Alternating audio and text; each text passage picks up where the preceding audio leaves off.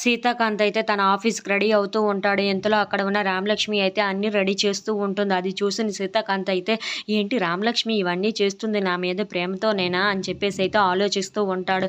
ఇంతలో అక్కడికి రామలక్ష్మి వచ్చి ఏవండీ ఇది తీసుకోండి అని చెప్పేసి అయితే అంటూ ఉంటుంది. ఆ మాటలు ఏటి పట్టించుకోకుండా అయితే సీతాకాంత్ రామలక్ష్మి కోసం ఆలోచిస్తూ ఉంటాడు. రామలక్ష్మి ఈ మధ్యన నా మీద చాలా ప్రేమ ఎక్కువగానే చూపిస్తుంది. అంటే ఇదంతా నా మీద ప్రేమ లేకపోతే అందరి ఒత్తిడి వల్ల చూపిస్తుందో అర్థం కావటం లేదు అని చెప్పేసి అయితే అనుకుంటూ ఉంటాడు. ఇంతలో అక్కడ ఉన్న రామలక్ష్మి అయితే ఏవండి ఏవండి అని చెప్పేసి అయితే గట్టిగా పిలుస్తూ ఉంటుంది. అది చూసిన సీతాకాంత్ అయితే ఏంటి అని చెప్పేసి అయితే అంటూ ఉంటాడు. ఇంతలో అక్కడ ఉన్న రామలక్ష్మి అయితే నేను మిమ్మల్ని ఇందాక నుండి పిలుస్తున్నాను కానీ మీరు నన్ను పట్టించుకోవటం లేదు, ఇదిగోండి ఇది తీసుకోండి అని చెప్పేసి అయితే అంటూ ఉంటుంది.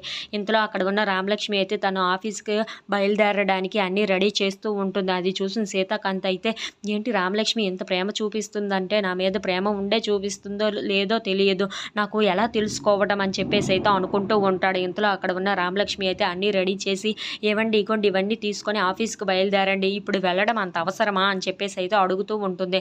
ఆ మాటలకు అక్కడ ఉన్న సీతాకాంత్ అయితే ఒకసారిగా షాక్ అయిపోయి వెళ్ళాలి, అర్జెంట్ మీటింగ్ అయితే ఉంది అని చెప్పేసి అయితే అంటూ ఉంటాడు. ఆ మాటలకు అక్కడ ఉన్న రామలక్ష్మి అయితే సరే అయితే వెళ్ళి త్వరగా రండి, ఎందుకంటే పూజ ఉంది కదా, నేను పూజ చేసుకోవాలి కదా, మీరు ఉంటేనే కదా ఆ పూజ అవుతుంది, అందుకే మీరు త్వరగా వెళ్ళి త్వరగా వచ్చేయండి అని చెప్పేసి అయితే అంటూ ఉంటుంది.